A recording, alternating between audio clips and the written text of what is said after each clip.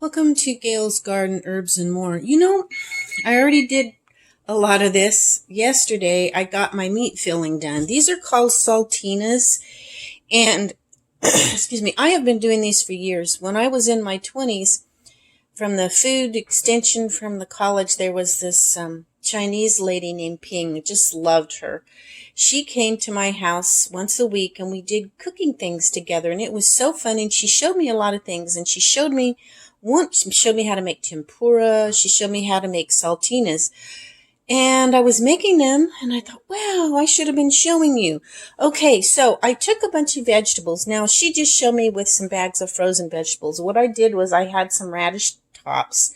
So I washed those good. I chopped them up in my blender and set them aside. I chopped up some potatoes and carrots. Oh, what else did I put in there? Garlic, some green onion, all that stuff. I chopped it up, and then I took the potatoes and carrots, the heavy stuff, and I put them in the pan with some water and let them soften up. And then I threw them in with all the vegetables and mixed up. And set that aside. I ground some beef. I don't know, probably about a pound of beef. Some grass-fed beef. I browned it all up, got it good and cooked. And then I put a little can of tomato sauce. I put about, let me show you. Okay, I put about half of one of these cartons of bone broth in the meat. Now, this is before I put the veggies in. I browned up the meat good, put this in, put the little can of tomato sauce. I think, what are they, 8 ounces? And then I let it cook down good. Okay, then I put my seasonings, whatever you want. I put some chili powder, just a little bit, not like making chili beans, not that much. A little bit of cumin, just a dash or two of cayenne. So like a little bit of flavor, although it wasn't hot at all, but it did give it some good flavor. You don't want to overdo it with these, just enough to give it flavor. Salt, pepper, turmeric, anything that you like to put in it, you can put in it. Okay, then after the meat was all browned and the sauce was cooked down some from all the broth, but I still had the flavor. Let's see, what else did I put in it? Then I put the vegetables and mixed it all together. Oh, aside I had a cup of water. I put in some dried mushrooms and 1 package of gelatin, not Jello, but gelatin. I let that set aside and the mushrooms soften. Then I mixed it in with the meat. And then I put in all the vegetables. I didn't want to overcook my vegetables. Okay, I just want to make sure my stuff, like my potatoes and carrots, are nice and soft. And they're chopped real small because they're going to go in these little, they're called saltinas. Okay, then I put it in the refrigerator and let it gel real good. Let me show you. I can do this left-handed. It's, see, it's nice and thick so that it'll stay in the little patty when I make it. Okay, then I do have a recipe for this. I didn't want to make as much as I usually do. This is for the dough if you're going to make a huge batch and freeze it. So I cut that all in half. I put in my flour. I put 3 cups of flour, a teaspoon of salt, 2 teaspoons sugar. I don't like a lot of sugar. I don't want these sweet, just enough to let it brown good. 2 cups of hot water, 1 cup of hot water, and 1/3 cup of oil. Okay, so I mixed that all together in my bowl, and I put it out here. I've got one of my meat pies filled while the oven is heating up to 350 right now. And then I got my hands good and flour, and I flattened these out, and then I would lay it on here and flatten it a little more. And then I would take the edge and kind of pull it loose, because this is a little plastic piece. Kind of flip it over and get it so it's not stuck, and lay it over here. And now I'm filling the meat pies up. I filled it up, kind of went around the edges and sealed it up. And then if you want to make it look nice, you can kind of go like this all the way around to give it a good presentation. It's always nice for things. It's hard to do with the left hand, but you go all the way around. And okay, so what I'm going to do right now is I'm going to put the camera down, and I'm going to go ahead and fill these all up. And Then I'm gonna put them in my pan, and I'm gonna bake them, and they're so good. Let me tell you. Okay, playing with dough is kind of like playing with making mud pies when you're a little kid. It got really thin in here, so over on this edge it was kind of thick. So I cut that off with the edge of the fork. I flattened it out, and I put it over this real thin area so it doesn't break loose and all the insides run out when I'm baking. But looks like I missed a little area here. So you just kind of pull it over, gently work with it, push that up and seal that off.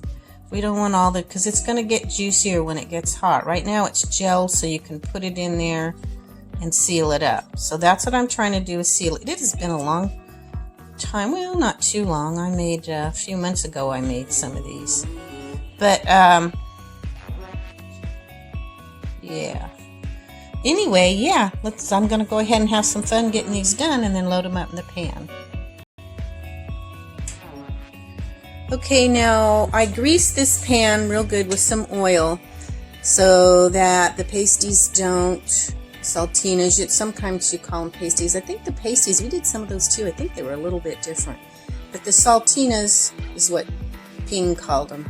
So we don't want them to stick to the bottom of the pan, so we oil the pan and I put it in, and now I'm going to make some more. Let's see if I can get this. And I used this, I floured it down to kind of scoop up my saltina. So I am going to grab another one of these.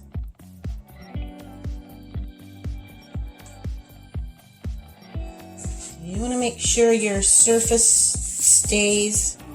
I've got some extra flour over here on the side. You want to make sure it stays good and floured so you don't stick to the bottom. Okay, I'm going to repair this a little.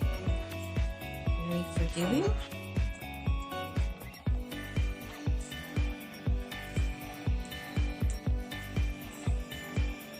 And I want to make sure that it's not stuck so I don't fill it up with filling and then can't get it up.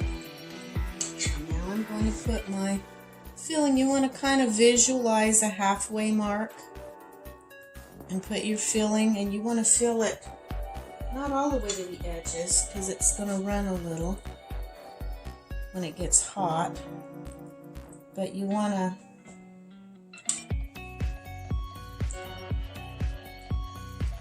let me tell you, these are so good. And I put garlic, big chunks of garlic. I probably should have cut the garlic up, but I didn't. I like biting into a big chunk of garlic, but a lot of people don't. Okay, I probably could have put a little bit more filling, but I don't want it running out the edges. Okay, so can you see me doing this? Okay, good. Now, I'm going to fold, I've kind of pressed those together. I'm going to fold it up along the edges. This helps seal it so all your juices don't run out. Okay, there we go.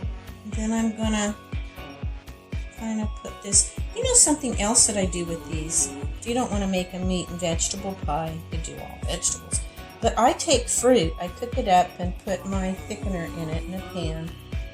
And then I let it set and gel. And then I put fruit in these. And then I do put a little bit of sweetener in the dough. So, but with my meat pies, I don't like my meat sweet. So I don't. But when I make fruit pies, fruit saltinas, I don't think they're called saltinas when you put fruit in them. Grandma used to call them fried pies when you put fruit in them. She made something similar. But I don't fry them. I bake them. Okay, how's that look? Not too bad. Now I'm going to kind of put this crossways because this is a long skinny one. I'll show you what I mean. Okay, so I put that other one down there and I laid this kind of lengthwise, and then my shorter ones I'll put here and maybe one more long one here.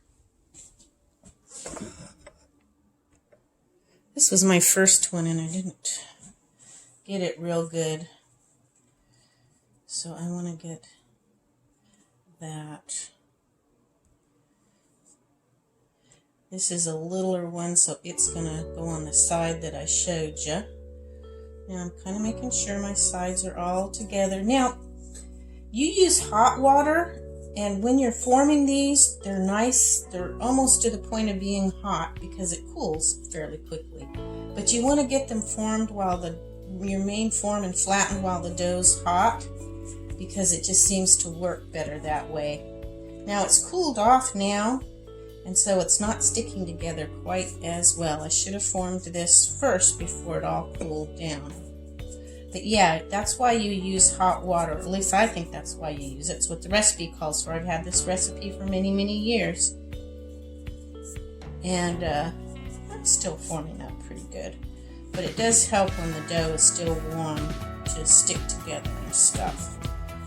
Okay, now I'm going to visualize half of it, lay my filling here. I'm going to leave an outside edge that I can fold over. So this one is a smaller one, so I'm not going to use as much filling. So I didn't give you a recipe as to how much. You're going to have to do it by eye unless you have all your little circles the same size. You could probably do this with tortillas. I don't know how you would get them to seal though. And I don't know if it tasted as good. This tastes really, really good. Okay, I put some filling down here.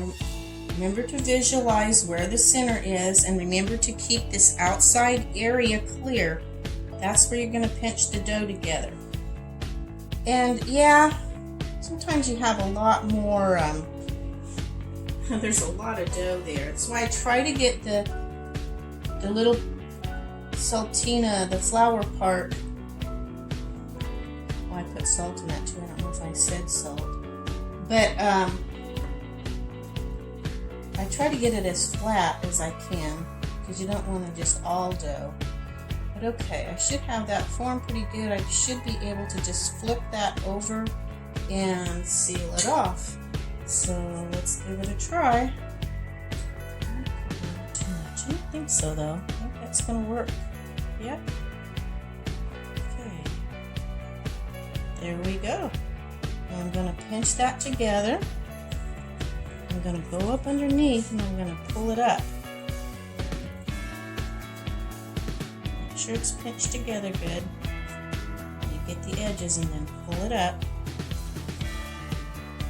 Until left a little more edge. Trying not to get too much of the crust, but yet you're going to have to be able to work it. Probably just being too much. Worried about it too much. They always turn out good. Even if a little bit leaks out, they're still really, really good.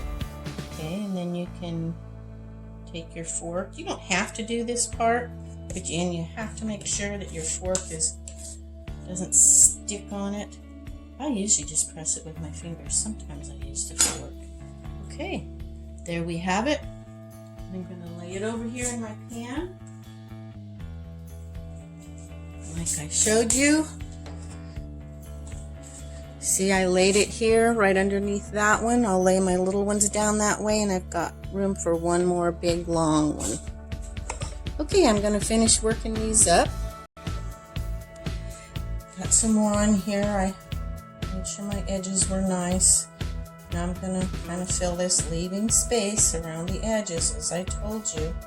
You know, these are a lot of work, but they taste really good and they freeze really well, and you can just stick them in a microwave or oven or whatever you prefer to do. You can fry them if you want. They're very versatile that way, but they're really great. Like when my kids were little, I homeschooled, but if they're gonna go out and play, they can just run in and grab one and go out and play. Or maybe if you're working too outside the home, you have these all made up, you can grab one to take with you to work and whatever else you might want. They're really wonderful that way. So these will be really good. And my son comes over too. My one son that lives close, he's sometimes in a hurry, and I'll give him something to eat. He can grab one of these and take off. So the grandkids and they come over and I'm not expecting it or something sometime, I've got these in the freezer and they're hungry, I can just grab them out. And the kids everybody likes them. Now, my son will like it because he doesn't like onions. He never liked onions, even as a kid. I would chop them up super fine in my food processor, and he would never know they were there in the spaghetti and stuff. But if he ever found one, he wouldn't finish eating whatever it was. So I had to make sure he couldn't see them. He couldn't stand slimy onions, is what he says. But there you go. This is kind of a little fit cross space. Okay, I'm going to keep working on these. I had mentioned to you that I like to make the dough pretty flat, but you don't want it so thin that it tears. You got to have a little bit of thickness. So the more you do these, the more you get used to the feel of the dough and where you want it. So it just takes practice. Don't get discouraged. If you don't do something, you never learn. The more you work with dough and cooking, the more little tricks and by feel. Being a cook a lot it's so many things using all of your senses. Not just your sense of taste, it's your sense of feel.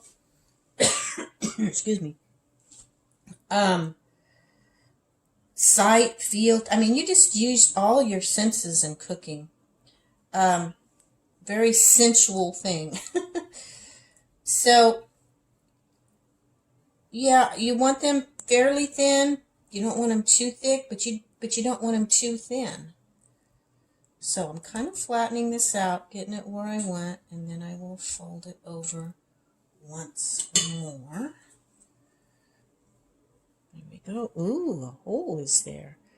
Nice thing about dough, and you can always get a little bit of water. I should have had a little bit here close. Dip your finger in it and then go over it. But this batch of dough, I don't know, just turned it out. I don't know if it's the humidity in the air affects a lot too, but it's really going together and holding together well with just a little bit of patting and working with it. Okay, kind of pressing and sealing those edges down, and then I'm going to fold them up and press down.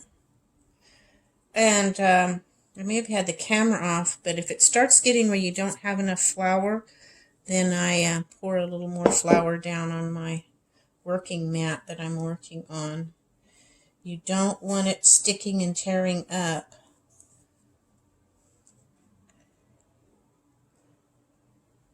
Okay, that is ready to pick up. Oh, and I wanted to show you what I've got now. I've got the other one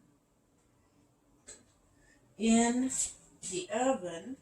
I love, something that I really love are these little pans that they're stoneware, because it'll give it, and I don't usually grease this because after using it for so many years it's not sticking, but I did put a little bit down because I like the crust on my saltinas to be kind of crispy a little bit, so I put a little bit in here. But yeah, I love my stoneware. Things don't seem to burn. It just cooks so much more even. I love my stoneware. Don't have enough of it. Now, I am going to have a lot of this filling left over. I could make more dough and make more saltinas, but I'm not going to. What I'm going to do is I can also use this filling. I can thin it up in a sauce and make spaghetti with it, or they're just different things you can do. Whatever your imagination tells you, but I think what I'm going to do tonight with what's left over is make a little, like a spaghetti dish with it. Because I don't really feel like making more dough, and I don't have a lot of, my freezer's not working real well. We're waiting. We were supposed to have had our freezer, I think over a week ago, but because of all this situation, It's running behind, not our freezer, but our refrigerator that has a freezer on it, like refrigerators do.